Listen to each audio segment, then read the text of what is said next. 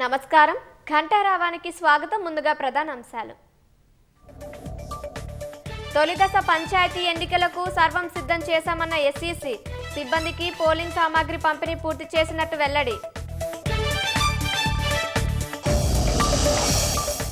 ఓయూకు 1000 కోట్ల నిధులు మంజూరు చేసిన సీఎం. పార్టీల మోచేతి నీళ్లు తాగొద్దని విద్యార్థులకు సూచన.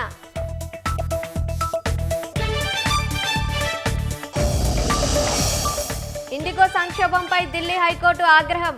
ప్రభుత్వ చర్యలపై వివరణ ఇవ్వాలని ఆదేశం.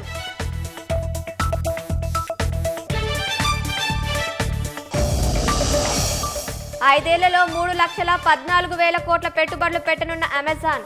భారత్ నుంచి ఎగుమతులను 4 రెట్లు పెంచాలనేది లక్ష్యమని వెల్లడి. దీపావళి పండుగకు అంతర్జాతీయ గుర్తింపు. యునెస్కో ఇంటాంజిబుల్ కల్చరల్ హెరిటేజ్ జాబితాలో చోటు.